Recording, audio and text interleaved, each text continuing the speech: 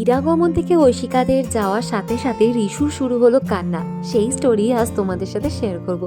So hello everyone, আজ ছিল ঐশিকার দিরাগমন, আর সেই জন্য ওদের বাড়িতে ছিল একটা ছোট্ট করে গেট টুগেদার পার্টি। আর বিয়ের পরে ওকে শাখা সিঁদুর পরে যখন সামনে থেকে দেখছিলাম এত ভালো লাগছিল। আমরা প্রায় অনেকক্ষণ আগেই চলে গেছিলাম, কিন্তু যাওয়া মাত্রই এত গল্পের মধ্যে আটকে পড়েছিলাম যে ব্লগ করার কথা একদম মাথাতেই ছিল না। সবার বলাতে ভাবলাম কেন না একটা মিনি ব্লগ অন্তত বানানো যাক। এদিকে অনুরাগদা রিশুকে সামলাচ্ছিল, আর ওদিকে ঐশিকা ব্যস্ত ছিল টেবিল গোছাতে। আরে যা, তোমাদের তো বলাই হয়নি, আজ এখানে একই ছাদের নিচে চলছিল ডাবল সেলিব্রেশন।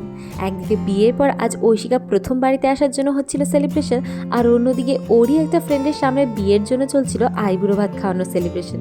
তাই সকাল থেকেই জোর কদমে চলছিল রান্নার প্রস্তুতি।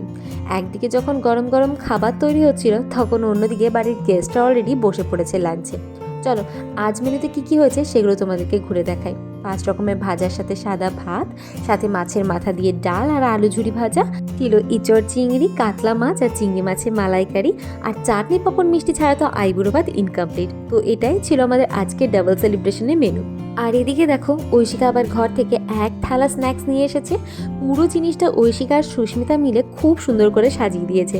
চলো এবার ডাকা যাক আমাদের ব্রাইড টু বিকে, যার জন্য এত কিছু সাজানো গোছানো চলছে। এই যে কাকিমার পিছনে নীল শাড়িতে ছিল আমাদের আজকের ব্রাইড টু বি শ্রেয়সী। ও আজ ওর মায়ের একটা সুন্দর শাড়ি পরে এসেছিল ঐশিকার বাড়িতে আইবুড়ো ভাত খাবে বলে। এদিকে আমাদের সব কিছু গোছানো কমপ্লিট। যতক্ষণে বাড়ির সবাই এখানে এসে পৌঁছাচ্ছে ততক্ষণে আমি ওদের কিছু ছবি ভিডিও তুলে দিলাম, আর ধীরে ধীরে সবাই চলে এলো। এই যে এদিকে আমার বোন, ঋতিকা সবাই ছিল এদিন। কিন্তু হ্যাঁ, এদিন অন্তরা শুধু মিসিং ছিল। ঐশিকা শ্রেয়সী হলো স্কুল ফ্রেন্ড, আর আমার আর ওদের স্কুল যেহেতু আলাদা, তাই শ্রেয়সীকে সেভাবে না ছিল, মোটামুটি চেনা জানা ছিল ঐশিকার থ্রুতেই। এদিকে আন্টি মানে ঐশিকার মা প্রথমে আশীর্বাদ করে সেরিমনিটা স্টার্ট করেছিল। সত্যি বলতে ঐশিকা যে আজ এরকম একটা প্ল্যান করেছিল সেটা আমরা কেউই আগে থেকে জানতাম না।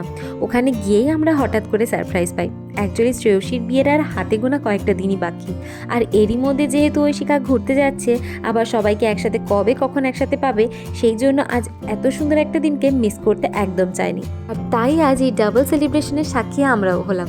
ঐশিকা তো প্রথমে বুঝতেই পারছিল না যে কি করবে, আর এই সিচুয়েশান দেখে তো হঠাৎ আমাদের মাসখানেক আগের কথা মনে পড়ে গেল, যখন আমরা ঐশিকাকে আইবুড়ো ভাত দিয়েছিলাম। দেখতে দেখতে কিভাবে সময়গুলো চলে যায়, ঠিক এভাবেই আমি আর অন্তরা মিলে ওকে অনেক ব্লেসিংস দিয়ে ওর আইবুড়ো ভাতটা দিয়েছিলাম।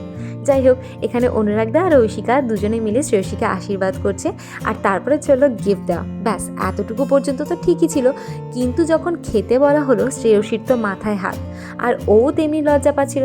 আসলে সেখানে বাড়ি ভর্তি ঐশিকার রিলেটিভ আর গেস্ট, এরকম অবস্থায় ওকে স্পেশাল ট্রিটমেন্ট দেওয়া হচ্ছিল। ও বেচারিও বেশ লজ্জায় পাচ্ছিল। আর এই যে আমাদের ফুল টিম সবাই মিলে আমরা বেশ ভালোই মজা করে দুপুরের লাঞ্চটা সারলাম। আর এইদিকে দেখো, সুস্মিতা ওকে খেতে দেওয়া হয়নি বলে বাটি নিয়ে কি করছে। আর এদিকে তো ঋতিকা যতক্ষণ লাঞ্চ করছিল ততক্ষণ রিশুকে নিয়ে সুস্মিতা এত খেলাধুলা করেছে যে এখানেই হয়ে গেছিলো বড় বিপদ। প্রথমে তো বেশ ভালোই মজা পাচ্ছিল, কিন্তু পরে কি হলো সেটাই দেখাবো তোমাদের। লাঞ্চের পর টাইম হয়ে গেছিলো ঐশিকাদের চলে যাওয়ার টাইম, তাই ধীরে ধীরে অনুরাগদা গাড়িতে লাগেজ তোলাও স্টার্ট করে দিয়েছে। সত্যি বলতে এতক্ষণ তো খুব ভালো লাগছিল, হাসি মজা, কিন্তু যখন সত্যি ওদের যাওয়ার সময় এলো তখন জানি না কেন কিছুটা হলেও মনটা খারাপই লাগছিল। এদিকে ওরা দুজনে বাড়ির সব বড়দের আশীর্বাদ নিচ্ছিল। আর ফাইনালি ওর বেরোনোর সময়ের এই হাতটা বড্ড ইমোশনাল করে দিয়েছিল আমাকে, কিন্তু সত্যি বলতে একদম কাঁদিনি আমরা। হাসতে হাসতে ও গেছিলো শ্বশুর বাড়ি। আমার খুব ভালো মনে পড়ে অন্তরার বিয়ের পরে আমি আর ঐশিকা খুব কেঁদেছিলাম, কিন্তু এবার না তো ওর বিদায়ের সময় আর না তো দিরাগমনের সময় আমরা কেঁদেছি, হাসি মুখে আমরা ওকে পাঠিয়েছি। এদিকে ঐশিকা শ্বশুর বাড়ি যাওয়ার পথে যেহেতু শ্রেয়সী আর সুস্মিতার বাড়ি পড়ে, তাই ওরাও যাচ্ছিল ওর সাথে। কিন্তু এখানেই হলো বিপদটা। সুস্মিতা গাড়িতে ওঠা মাত্রই রিশু জুড়ে দিল কান্না।